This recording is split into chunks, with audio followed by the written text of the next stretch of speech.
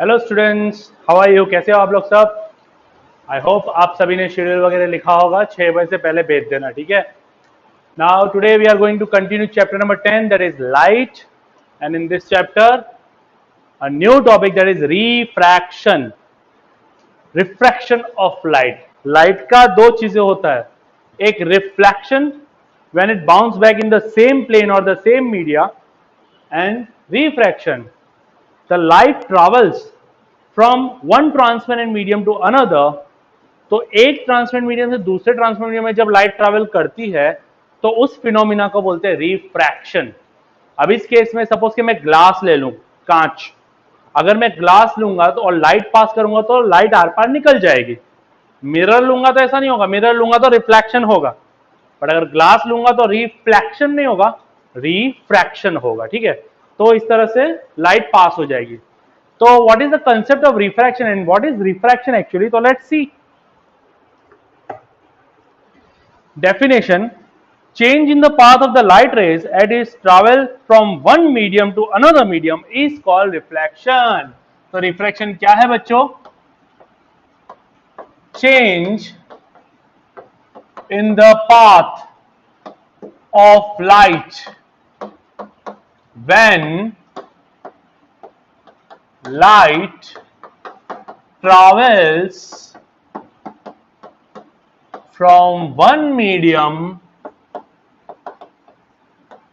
to another medium। जब एक medium से दूसरे मीडियम में लाइट ट्रैवल करती है तो उस चीज को बोलते हैं, उस फिनोमिना को बोलते हैं रिफ्रैक्शन। ना बच्चों, रिफ्रैक्शन है यहां पे, इसका मतलब ये मीडियम क्या है? What is this medium to another medium? What is this medium? Medium यानी कोई भी ऐसा मीडियम जो ट्रांसपेरेंट हो या ट्रांसलूसेंट हो। Air is the transparent medium, हमारे चारों तरफ एयर है, एयर है तो लाइट पास हो सकती है एयर के थ्रू, इसलिए हमको चीजें दिखती भी है। यहां पे एयर है, वाटर है, ग्लास है, डायमंड है, और भी बहुत सारे ऐसे मीडियम से जो ट्रांसपेरेंट है।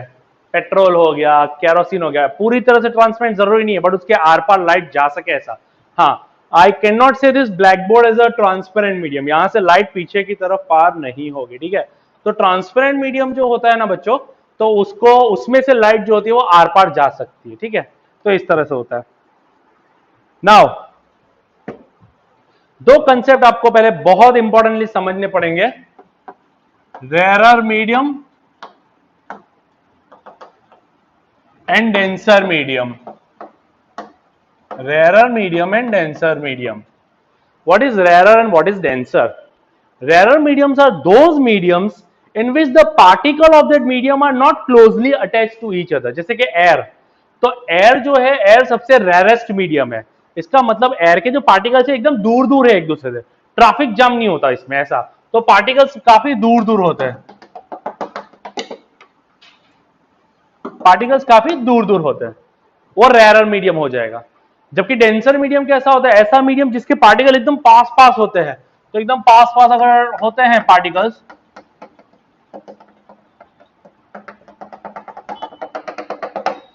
As compare to this one, rare medium and denser medium. तो डेंसर मीडियम में समझ लो कि पार्टिकल्स जो होते हैं उस मीडियम के, चाहे वो एयर हो, चाहे ग्लास हो, चाहे वाटर हो, चाहे डायमंड हो, चाहे केरोसिन हो, any medium, that mediums particles are, if they are not close to each other, then that is called as a rarer medium, and if they are in close contact with each other, then that medium is called as a denser medium। now rarer and denser medium relative term है, हम किसी एक medium को ऐसा नहीं बोल सकते कि तो डेंसर मीडियम है, नहीं, ऐसा हम लोग नहीं बोल सकते। हम किसी दो मीडिया को कंपेयर करके बोल सकते हैं। से फॉर एग्जांपल एयर की मैं बात करूं एंड वाटर की मैं बात करूं, एयर जो है वो रेयर मीडियम हो गया, किसके कंपेयर में? वाटर के कंपेयर में। तो वाटर क्या हो गया? डेंसर मीडियम हो गया, ठीक है? अब वाटर के कंपेयर में ग्लास को मैं कंपेयर करूं, अगर मैं ग्लास को कंपेयर करूं तो ये जो वाटर है, वाटर और ग्लास में से तो वाटर जो है वो रेयर हो जाएगा और ग्लास जो है वो डेंसर हो जाएगा। तो अलग अलग मीडिया जब हम लेते हैं तो दो मीडिया को हम कंपेयर करते हैं, उसके हिसाब से हम लोग बात करेंगे, ठीक है? तो डिपेंड करेगा हम कौन से दो मीडिया ले रहे हैं। तो वो दो मीडियम में से जिन दोनों में से पार्टिकल दूर दूर होंगे वो मीडियम रेयर हो जाएगा, और जिनमें पार्टिकल्स पास पास होंगे तो उसको डेंसर मीडियम बोलेंगे। ठीक है, तो लाइट जो है वो रेयर से डेंसर या तो डेंसर से रेयर मीडियम में ट्रैवल करेगी अगर पर्टिकुलर दो अलग अलग मीडियास से लाइट पास हो रही है तो। अब इसका सिंपल सा एग्जांपल मैं आपको समझाता हूं, ध्यान देना, बहुत इंपॉर्टेंट कंसेप्ट है ये।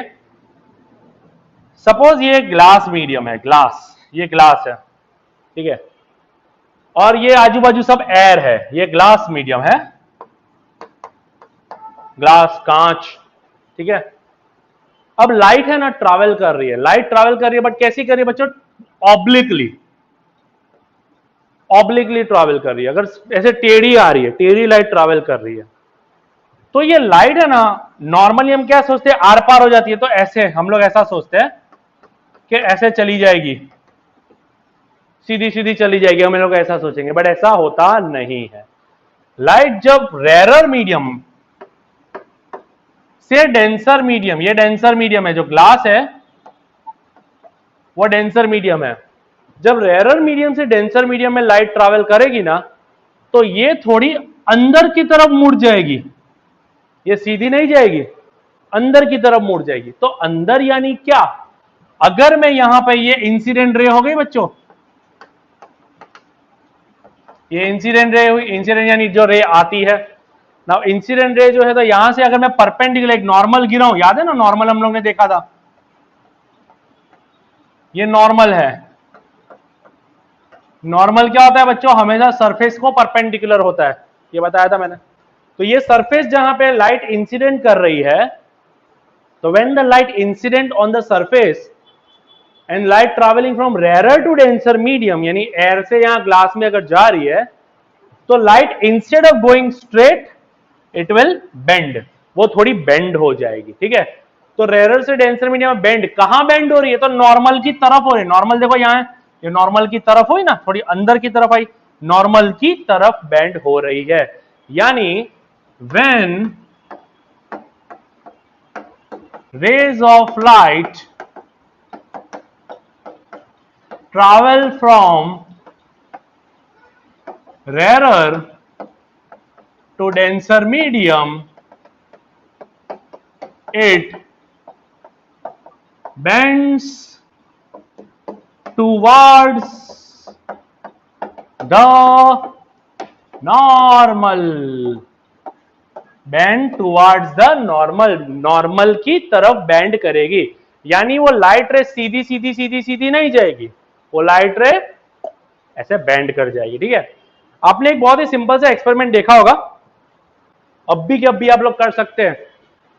एक ग्लास लो, आधा पानी से भरा हुआ, ट्रांसपेरेंट यानी कांच का ग्लास लेना, और उसमें आपकी पेंसिल ऐसे टेढ़ी रख दो। जब आप अपनी पेंसिल टेढ़ी रखोगे ना, तो जो ग्लास है ना, ग्लास, सपोज एक ग्लास है और पानी आपने यहां तक भरा हुआ है, जो पेंसिल आपने सपोज यहां पे रखी है ना,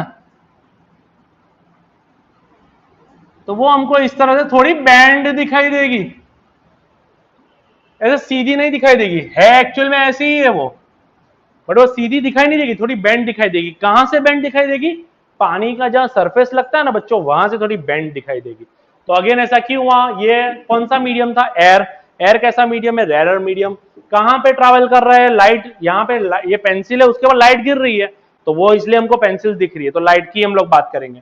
तो लाइट जो है वो यहाँ रेयर से डेंसर मीडियम में जा रही है, दैट मीन कि यहाँ पे जो हमारी लाइट रिफ्लेक्ट होकर आएगी ना पेंसिल से, तो वो ये वाली नहीं आएगी, ये बेंड वाली हमको दिखाई देगी, क्योंकि दो अलग अलग मीडियम में जो है वो लाइट ट्रैवल कर रहा है। तो रेयर से डेंसर मीडियम में जब लाइट जाती है तो टुवर्ड्स द नॉर्मल थोड़ी बेंड हो जाती है। ठीक है, नाउ इसका उल्टा, ये रे जो है वो ग्लास है, अब यहां से बाहर भी तो निकलेगी ना, तो मैं आपको दूसरा मीडिया दिखाता हूं।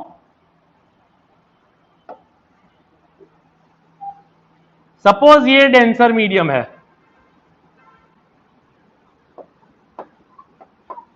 डेंसर, सपोज ये ग्लास है, ये जो पूरा हिस्सा है वो ग्लास है। ठीक है, अब यहां से रे ट्रैवल कर रही है ऑब्लिकली, ये जो दूसरा मीडिया है, सपोज अब ये एयर है, यानी यहां से ट्रैवल कर रही है लाइट, ये बाहर भी तो निकलेगी ना, तो कैसे निकलेगी वो? सो when a ray of light travelling from denser to rarer medium, जब डेंसर से रेरर में जाएगी, मैं यहां पे अगर नॉर्मल ड्रॉ कर दूं तो नॉर्मल तो परपेंडिकुलर थी है, तो ये वैसे कैसे जाने वाली थी, ऐसे सीधी जाने वाली थी, जाती भी है सीधी, बट हमको कैसा दिखता है, हमको ये जो बैंड राइट रे ना वो थोड़ी बैंड दिखाई देगी, ऐसे दिखाई देगी। तो क्या ये नॉर्मल के पास आई, नो, ये नॉर्मल से दूर चली गई। तो रेरर टू डेंसर जब जाती है तो bend towards the normal, and when ray of light travels from denser to rarer medium, it bends away from the normal। जब डेंसर टू रेरर जाएगा ना बच्चों, तो अवे फ्रॉम द नॉर्मल, इस तरह का डायग्राम आपको देखने मिलेगा। इसमें क्या था बच्चों, एयर टू ग्लास था, यानी रेरर टू डेंसर, तो हमको ऐसे दिखाई दी। अगर ग्लास टू एयर होता ना तो ऐसे दिखाई देता हमको, ठीक है। तो ये दोनों चीज दिमाग में रखना है, इसको मैं थोड़ा एलाबोरेट कर देता हूं वापस से आपको। व्हाट इज रिफ्रैक्शन बच्चों, तो रिफ्रैक्शन की डेफिनेशन मैंने बोर्ड पे लिख दी है। Change in the path of the light when the light travels from one medium to another medium, that is called refraction. एक मीडियम से दूसरे मीडियम में जब लाइट ट्रैवल करती है, जो कि ट्रांसपेरेंट मीडियम होंगे या तो ट्रांसलूसेंट होंगे, तो लाइट जो है वो बेंड कर जाएगी, अपना पाथवे चेंज कर देती है। तो अगर पहला रेरर टू डेंसर मीडियम में लाइट ट्रैवल कर रही है, तो ये ऑब्लिकली आई, ये नॉर्मल है, तो instead of going this way light bends this way, ऐसे बेंड कर जाएगी। आप देख सकते हो सीधी नहीं है, ये टेढ़ी हो गई। और दूसरा केस, अगर डेंसर से रेरर में जा रही है, तो जो लाइट ऐसे टेढ़ी आ रही थी, तो नॉर्मली ये नॉर्मल है, ऐसे जानी चाहिए थी बट ऐसे नहीं जाएगी, क्या हो जाएगी, इस टाइप से बाहर की तरफ बेंड कर जाएगी। तो ये दोनों डायग्राम, वो दो डेफिनेशन आपको याद रखना है कि रेरर टू डेंसर जब जाएगा तो टुवर्ड्स द नॉर्मल मूव करेगी अंदर की तरफ, और जब डेंसर टू रेरर मीडियम होगा तो बाहर की तरफ। अब आपके मन में एक सवाल आ रहा होगा कि सर हमको कैसे पता कि कौन सा मीडियम डेंसर है कौन सा रेरर है, तो वो आपको सब में दे दिया जाएगा, और थोड़ा बहुत तो कॉमन सेंस चलाना है आपको। सबसे रेयरेस्ट मीडियम है वैक्यूम, वैक्यूम में जो है ना वो लाइट सबसे तेजी से ट्रैवल करती है, तो speed of light in vacuum और air is 3 into 10 raised to 8 metre per second, 3 into 10 raised to 8 metre per second. अब यहां मैंने वैक्यूम के बाजू में तो एयर लिख दिया है। अब आप बोलोगे सर आप तो वैक्यूम भी बोल रहे हो एयर भी बोल रहे हो, तो वैक्यूम में ना हवा बिल्कुल भी नहीं होती, और जो एयर मीडियम है उसमें पार्टिकल्स इतने दूर होते हैं ना कि ऑलमोस्ट लाइट जो है वो वैक्यूम और एयर में सेम स्पीड से ट्रैवल करती है। तो इसलिए मैंने यहाँ पे दोनों ही लिखा है, बहुत ज्यादा मार्जिन नहीं है इसमें, 3 into 10 raised to 8 metre per second है अप्रोक्सीमेटली, ठीक है। तो ये आपको दिमाग में रखना है कि स्पीड ऑफ द लाइट है। अब यहां पे मैंने स्पीड की बात क्यों की, अब आप सिंपल सी बात है, अब हाईवे पे चले जाओ, हाईवे पे आप लोग अपनी गाड़ी भगा रहे हो सन सनाट एकदम 100-120 की स्पीड पे भगा रहे हो, क्यों, रोड खुला खुला है। जो हाईवे रहते हैं वो जनरली खुले खुले होते हैं, तो आप खुले खुले रोड पे ट्रैवल करोगे, ऑब्वियसली आपकी स्पीड एकदम फास्ट हो जाएगी। सो हाईवे जैसी चीजों पे, हाईवे जैसे रोड पे आपकी गाड़ी एकदम तेजी से जा रही है। Assume that our car is a ray of light and the medium is the highway, तो light travels in that medium very fast. अगर रेयरेस्ट मीडियम होगा तो लाइट ट्रेवल फास्ट करेगी। अब सेम चीज वही कार लेके आप वराछा रोड पे चले जाओ ट्रैफिक ही ट्रैफिक मिलता है, वराछा पे चले जाओ या कोई ऐसी कंजेस्टेड जगह पे सिटी में चला लो, इनफैक्ट क्या हाईवे जितनी तेजी से 100-120 पे चला पाओगे, नो नेवर। क्यों, वहां पे पार्टिकल्स यानी ट्रैफिक, आजू बाजू सब गाड़ियां बहुत सारी होती है, तो जब इतनी सारी गाड़ियां आजू बाजू होगी तो क्या हम उस तेजी से जा पाएंगे, नहीं। तो इसीलिए डेंसर मीडियम में क्योंकि पार्टिकल्स काफी पास पास होते हैं, तो लाइट को ट्रैवल करने के लिए उतना स्पीड नहीं मिल पाता है। तो we can say that speed of light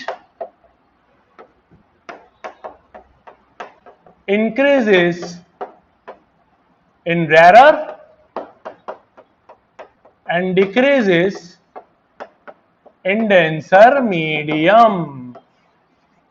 ये दिमाग में रखना, जब लाइट रेयर मीडियम में ट्रैवल कर रही है तो फास्ट ट्रैवल कर रही है, और जब डेंसर मीडियम में ट्रैवल करेगी तो स्लो करेगी। तो आप सिंपल आप लॉजिक समझ सकते हो, ये रेयर में था, स्पीड ऑफ द लाइट काफी तेज थी, बट अचानक लाइट को कहां ट्रैवल करना पड़ा, डेंसर मीडियम में, तो यहाँ पे स्पीड उसकी कम हो जाएगी। स्पीड कम हो गई तो लाइट जो है वो बैंड हो गई।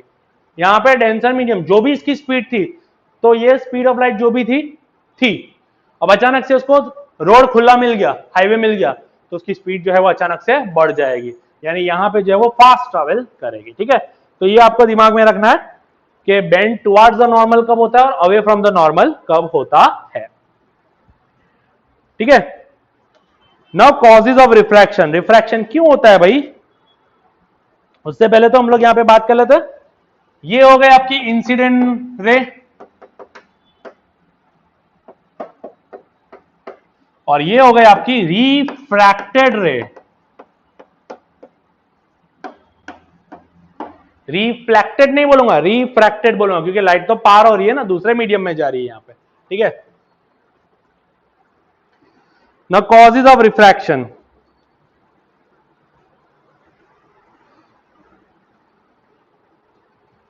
दूसरी बात, एक और चीज अगर आप नोट करोगे, नॉर्मल के साथ जो इंसिडेंट एंगल है और ये एंगल कम हो जाएगा। ठीक है, यहां पे बेंड हुआ ना, सीधा नहीं गया, सीधा होता तो वर्टिकली ऑपोजिट एंगल बन जाता तो सेम होता, बट ये सीधा ट्रैवल करने की जगह अंदर ट्रैवल किया, यानी एंगल कम हो गया। तो इंसिडेंट एंगल जो होगा वो रिफ्रैक्टेड एंगल से ज्यादा होगा। कब, जब रेयर से डेंसर में ट्रैवल कर रही है तब। इसमें उल्टा होगा, यहां जितना एंगल है नॉर्मल के कंपेयर में ये जो एंगल है वो बढ़ जाएगा, तो इंसिडेंट एंगल जो है वो लेस है रिफ्रैक्टेड एंगल के कंटेक्स्ट में। अब आप सोचोगे कि सर अगर लाइट टेढ़ी आ रही है तो ऐसा हो रहा है, अगर लाइट सीधी जाए तो सर क्या होगा लाइट का, तो ये सवाल तो आना ही चाहिए था। ला देते हैं सवाल को, कहां मिटाऊं, चलो यहां मिटा देता हूं। चलो ये देखो, सपोज ये एक मीडियम है, रेयर है डेंसर है, सपोज ये रेयर मीडियम, ये डेंसर मीडियम। अगर लाइट परपेंडिकुलर सरफेस पे आ रही है, सीधी आ रही है, अगर इंसिडेंट रे सीधी है तो कहीं पे भी बेंड नहीं करेगी, विदाउट रिफ्रैक्शन सीधी की सीधी चली जाएगी, यानी द रिफ्रैक्टेड रे moves without any deviation. Deviation यानी जरा भी इधर उधर मुड़े बिना। तो if the incident ray is perpendicular, अगर इंसिडेंट रे का एंगल 90 है सरफेस के थ्रू, तो रिफ्रैक्टेड एंगल का एंगल भी 90 होगा, यानी सीधी सीधी निकल जाएगी यहां पे, बराबर है। तो सरफेस पे 90 है तो रिफ्रैक्टेड एंगल भी सरफेस से कितना बना रहा है, 90 बना रहा है, तो ये डिफ्रैक्ट होगी नहीं। तो स्क्रीनशॉट ले लो जो कुछ भी है बोर्ड पे, तो आपको रिवाइज करने में अच्छा रहेगा। ले लिया, चलो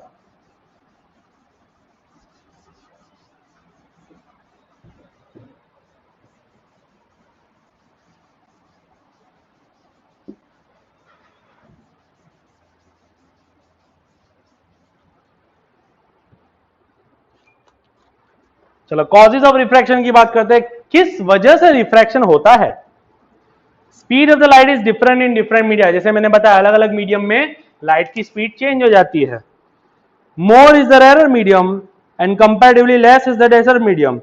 सो when light enters from denser medium, enters a denser medium, its speed reduces and it bends towards the normal, and when it enters the rarer medium its speed increases and bends away from the normal। तो जैसे मैंने बताया rare से denser में travel करेगा तो speed कम हो जाएगा and towards the normal bend करेगा, और अगर डेंसर से रेयर में जा रही है तो स्पीड बढ़ जाएगी and away from the normal जो है वो बेंड करेगी। एग्जाम्पल, रिफ्रैक्शन के कुछ एग्जाम्पल भी है, तो कौन सा, bottom of the tank, simple, आप लोग स्विमिंग पूल गए होंगे, स्विमिंग पूल का जो नीचे का सरफेस होता है ना, आपको ऐसा ही लगता है कि थोड़ा ऊपर ऊपर से उभरा हुआ है, लेकिन जब आप एक्चुअली नीचे जाओगे पानी में पैर डालने की कोशिश करोगे तो आपको पता चला कि थोड़ा गहरा है। क्यों? हम कहां से देख रहे हैं? रेयरर मीडियम से। लाइट कहां से आ रही है? डेंसर मीडियम से आ रही है।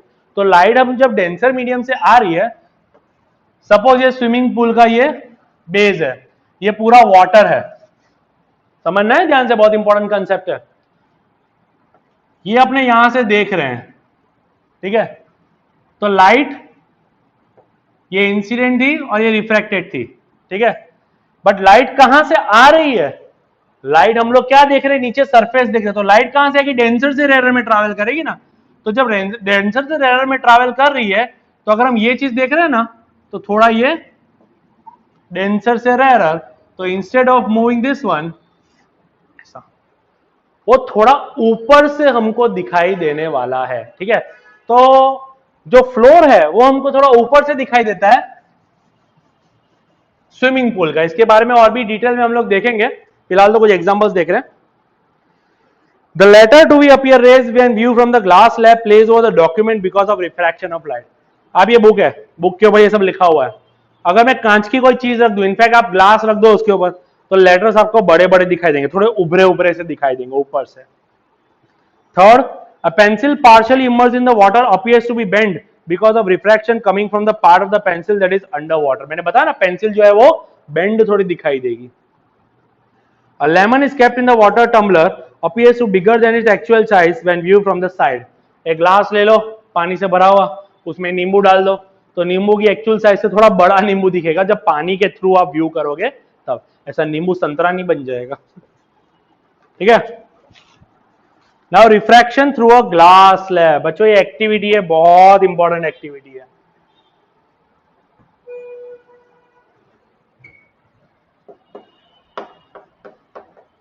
Rectangular glass slab, rectangular glass slab. चलो अब इसमें करना क्या है, ये एक एक्टिविटी है टेक्स्ट बुक में, तो समझो इसको, और इसमें हमको साबित क्या करना है वो भी देख लेते हैं। रेक्टेंगुलर ग्लास स्लैब, सबसे पहले तो हमको एक ड्राइंग बोर्ड लेना है, ध्यान से समझना है, ड्राइंग बोर्ड। अब उसके ऊपर एक व्हाइट कलर की शीट बिठा दो।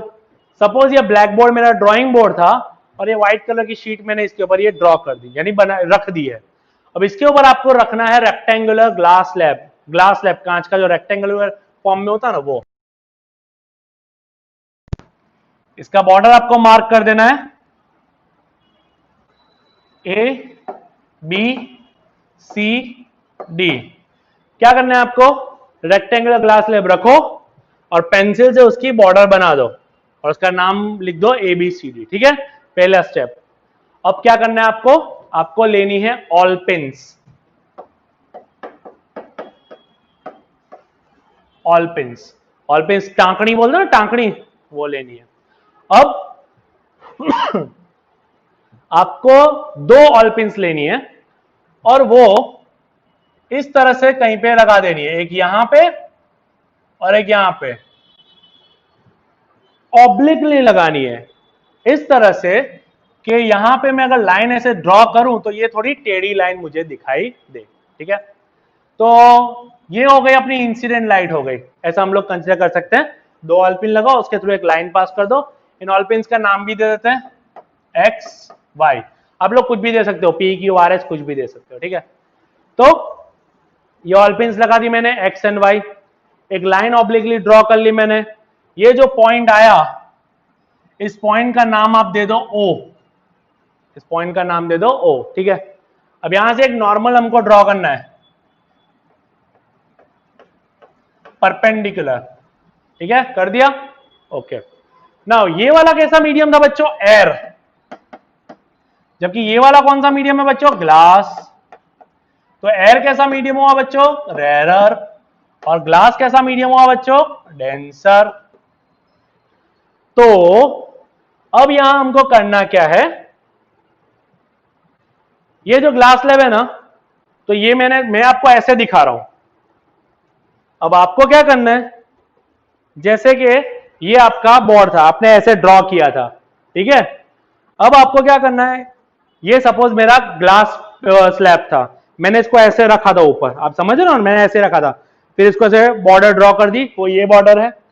अब क्या करना है आपको, जो ऑलपिन्स मैंने लगाई यहां और यहां लगाई थी मैंने, उसको मुझे इस तरफ से देखना है, यहां से, ये वाला जो पैरेलल सरफेस है ना वहां से देखना है। ये जो ग्लास स्लैब है ना थोड़ा मोटा होगा, ठीक है, तो मैं यहां से देखूंगा और देख के मुझे दो ऑलपिन्स ऐसी लगानी है ग्लास स्लैब के थ्रू, उसको थ्रू उसके देख के ये एक्स और वाई वाली जो पिंस है वो मुझे सीधी दिखाई दे, सीधी दिखाई दे। तो इस तरह से मुझे दो पिन, तो मैं जब यहां से देखूंगा तो मुझे दो सीधी दिखाई दे, तो इस टाइप से। तो सीधी कब दिखाई देगी, सपोज यहां पे आ रही है, लेट इट बी WZ। मैंने दो ऑलपिन्स देखी और फिर जो सीधा मुझे पाथवे दिख रहा है ग्लास स्लैब के थ्रू, मैंने दो ऑलपिन्स लगा दी, ठीक है। अब सारा सेटअप उठा लो, ग्लास स्लैब उठा लो और ये दो ऑलपिन जो लगाई थी आपने उसके एक सीधी लाइन ड्रॉ कर दो, ठीक है। यहां पॉइंट का नाम दे दो O डैश, हमने यहां O दिया था, इसको नाम दे देंगे O डैश। नाउ अब क्या करेंगे, अब हमारा जब स्लैब ग्लास स्लैब उठा लेंगे तो ऐसा अधूरा हमको इस तरह से दिखाई देगा। हमको क्या करना है बच्चों, इस वाली लाइन को और इस वाली लाइन को ज्वाइन कर लेना है, ठीक है। अभी आप लाइन देख सकते हो, क्या ये लाइन सीधी है, नहीं, ये लाइन कैसी है बच्चों, ऐसी है, ऐसी लाइन है, ठीक है। तो ये जो दो ऑलपिन हमने लगाई ना, याद रखना हमने वो ग्लास स्लैब के थ्रू देख के इस तरह से लगाई कि ये दोनों स्ट्रेट हमको दिखाई दे, हमको दिखने में स्ट्रेट दिखेगी, बट जब हम ग्लास स्लैब वगैरह उठाएंगे तो ऐसी लाइन बनेगी, स्ट्रेट नहीं दिखती है। That means what, understand, this one is your incident ray i, ये एंगल नॉर्मल के साथ आई एंगल बना रहा है। एयर मीडियम से जब डेंसर मीडियम में ट्रैवल करेगा तो क्या हुआ था, बेंड टुवर्ड्स द नॉर्मल। तो ये जो बच्चों है वो क्या हुआ, आर हो गया, आर कौन से सरफेस पे, AB सरफेस पे, denser to rarer AB surface पे। तो यहां पे हमको क्या पता चल रहा है, आई और आर मिल रहा है हमको, बराबर है। जब ये वाली लाइट जो है, अब ये इंसिडेंट लाइट थी, इंसिडेंट रे, और ये वाली जो बच्चों रे है वो कौन सी है, रिफ्रैक्टेड, रिफ्रैक्टेड रे है, ठीक है, रिफ्रैक्टेड रे। तो यहां तक की अगर कहानी मैं आपको बताऊं तो ये तो normal denser to rare to denser वाला पार्ट हो गया।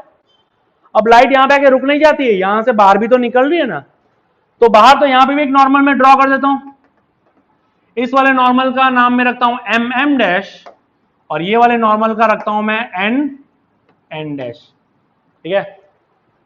अब आप देखोगे यहां पे भी जो एंगल बनेगा वो R, उसको ले लेते हैं, बट एक्चुअली I लेते हैं चलो, क्योंकि अब ये मीडियम चेंज हो गया। अब अगर मैं इस रे की बात करूं तो ये वाली रे इंसिडेंट हो गई और ये जो बाहर वाली निकल रही है वो रिफ्रैक्टेड हो गई। दो मीडियम को ही कंपेयर करते हैं ना, इस मीडियम की बात करो तो ये इंसिडेंट थी, ये रिफ्रैक्टेड थी, और अब इसको और इसको कंसीडर करो तो ये इंसिडेंट हो गई, ये रिफ्रैक्टेड हो गई, ठीक है। तो ये इंसिडेंट एंगल और ये बच्चों नॉर्मल के साथ रिफ्रैक्टेड एंगल, क्लियर। अब आप एक चीज ध्यान से नोटिस करो, अगर ये ग्लास स्लैब नहीं होता तो ये जो लाइट रे है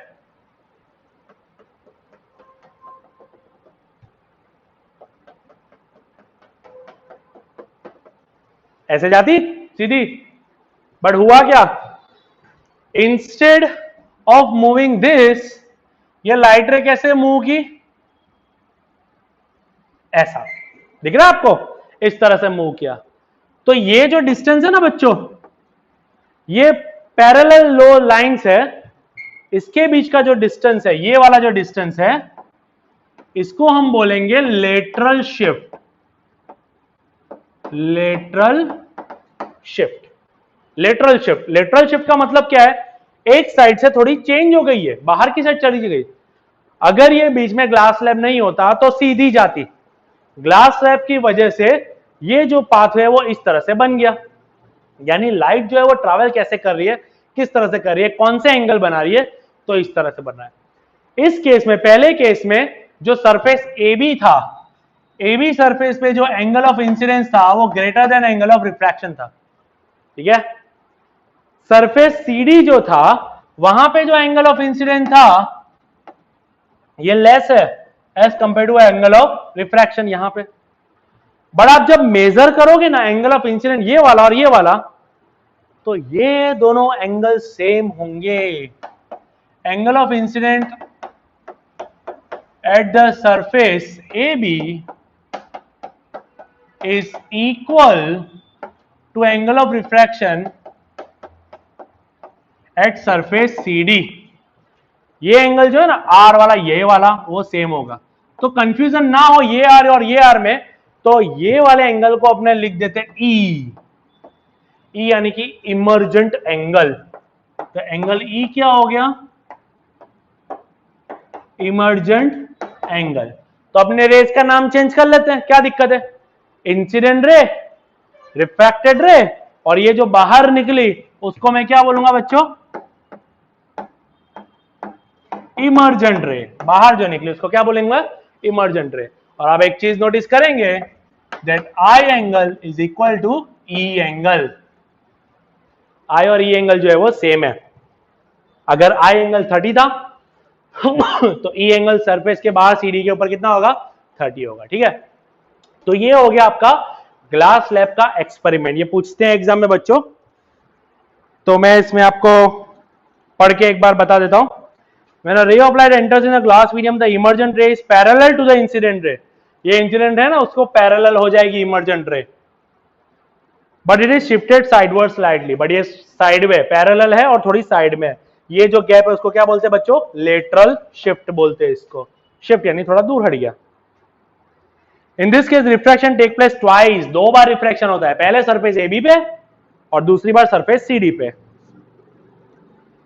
First, when the light enters the glass slab from air to the second medium, when exit from the glass slab to the air। तो पहला कब होता है? एयर से ग्लास में आ रहा है तब। सेकंड रिफ्रैक्शन कब हो रहा है? जब ग्लास से एयर में जा रही है लाइट रे तब। Both refraction have been shown in the figure. आपको बताया ये मैंने। The extent of bending of ray of light at opposite parallel phases A, B and CD of the rectangular glass slab, जितने degree से bend यहां हो रही है एग्जैक्टली उतने ही डिग्री से बेंड बाहर की तरफ एक्स्ट्रा हो रही है। यहां पे सीधी नहीं गई, यहां पे एकदम बाहर नहीं गई। जितनी बेंड यहां हुई उतनी बेंड बाहर हुई। Therefore the angle of incidence is equal to the angle of emergent. इसलिए दोनों एंगल जो है वो नॉर्मल के साथ कैसे बनते बच्चों? सेम। सो लेटरल डिस्प्लेसमेंट या लेटरल शिफ्ट, लेटरल डिस्प्लेसमेंट या तो डिस्प्लेसमेंट को शिफ्ट भी बोलते हैं, जैसे मैंने लिखा है। तो ये क्या है बच्चों? The perpendicular distance between emergent रे and incident ray when the रे of light pass out of the glass slab. Perpendicular distance, ये जो डिस्टेंस है परपेंडिकुलर डिस्टेंस जो है किसका? इमर्जेंट रे का, बाहर जो रे निकली वो, एंड इंसिडेंट रे। अगर मैं इंसिडेंट रे को इस तरह से एक्सटेंड कर रहा हूं तो ये जो दो रे का डिस्टेंस है वो दो रे डिस्टेंस के बीच का जितना डिस्टेंस है उसको बोलेंगे लेटरल शिफ्ट या तो लेटरल डिस्प्लेसमेंट। तो I इक्वल टू ई हो जाता है। क्लियर? तो हमने लॉज ऑफ रिफ्रैक्शन तो देखा, रिफ्लेक्शन सॉरी, इसका स्क्रीनशॉट ले लो पहले, ये चीजें याद रखना। I equal to E, screenshot ले लो, ठीक है।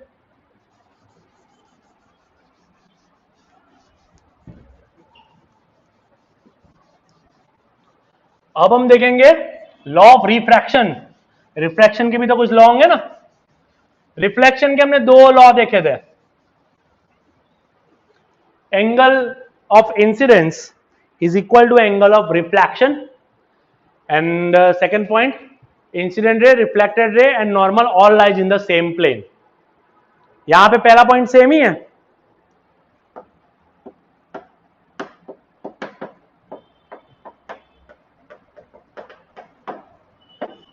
लॉज ऑफ रिफ्रैक्शन, पहला क्या है? इंसिडेंट रे, रिफ्रैक्टेड रे and normal at the point of incidence at the surface all lies in a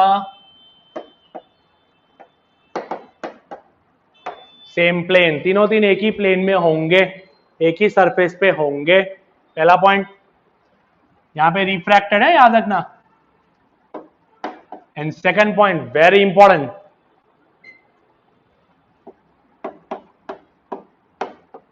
sign of angle of incident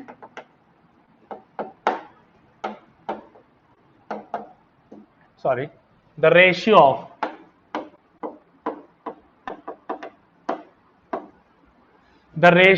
of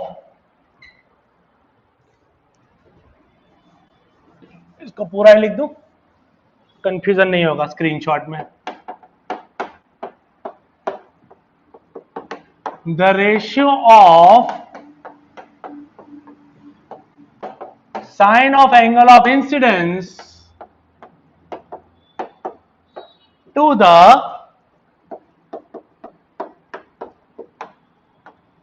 sine of angle of refraction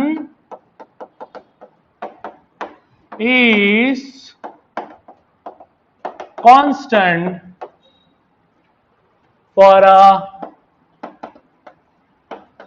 given color of light and given pair of two mediums. This law is called Snell's law. इस law को क्या बोलते हैं बच्चों? Snell's law. चलो नए नए terms है, समझो इस चीज का। द रेशियो यानी डिवीजन, किसका? Sine of angle of the incidence to the sine of angle of refraction.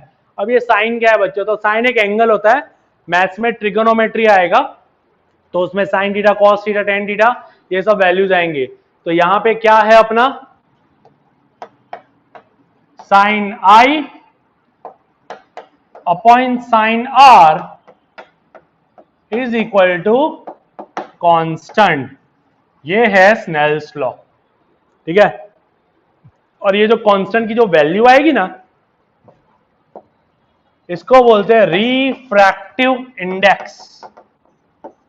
Refractive index, refractive index क्या होता है बच्चों? तो उसके बारे में हम लोग देखेंगे। पहले तो ये समझ लो ये लॉ क्या था। पहले तो लॉ ऑफ रिफ्रैक्शन, दो लॉ हैं। पहला लॉ तो नॉर्मल है, incident ray refracted at normal of at the point of incidence all at the surface all lies at the same plane, पहला पॉइंट। सेकंड पॉइंट क्या था? The ratio of sine of the angle of incidence to the sine of the angle of refraction is constant. देखो यहां पे मैं ऐसा यानी पूरा लिख रहा हूं क्योंकि इसका फुल फॉर्म है, और ऐसा यानी उसका शॉर्ट फॉर्म है, तो शॉर्ट फॉर्म हम लोग लिख सकते हैं। अगर आप फुल फॉर्म भी लिखोगे तो भी कोई दिक्कत नहीं है, बट इसको शॉर्ट फॉर्म में लिखो, ज्यादा बेटर है। तो the ratio of sine of angle यानी कि साइन एंगल इंसिडेंट, यहां जो एंगल आएगा 30, 45 जो भी आएगा, और यहां पे रिफ्रैक्टेड एंगल आएगा जो भी आएगा एंगल, तो ये दोनों एंगल पहली बार सेम नहीं होंगे। ये रिफ्लेक्शन नहीं है कि सेम होंगे, यहाँ पे अलग अलग एंगल होंगे। तो अलग अलग एंगल्स की साइन की वैल्यू अलग अलग होती है। तो ये वैल्यूज में जब हम वैल्यू प्लेस करेंगे और जो भी आंसर आएगा तो वो उस पर्टिकुलर दो मीडियम का होगा। जैसे the ratio of sine of the angle of incidence to the sine of the angle of refraction, but किसके लिए? इज कांस्टेंट होगा कब? For a given colour of light.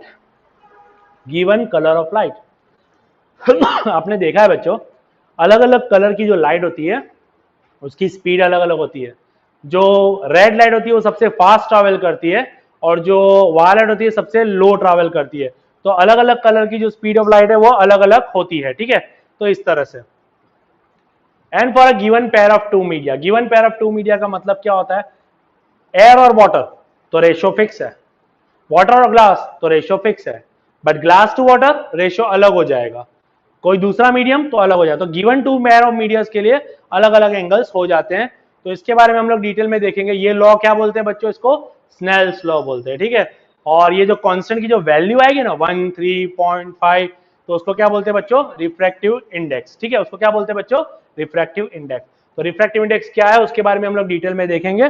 तो फिलहाल आप लोग इतना दिमाग में रखो कि आज हमने क्या देखा, रिफ्रैक्शन देखा, हमने रेयरर मीडियम डेंसर मीडियम देखा, हमने ग्लास स्लैब का एक्सपेरिमेंट देखा, और हमने ये लॉज ऑफ रिफ्रैक्शन देखे।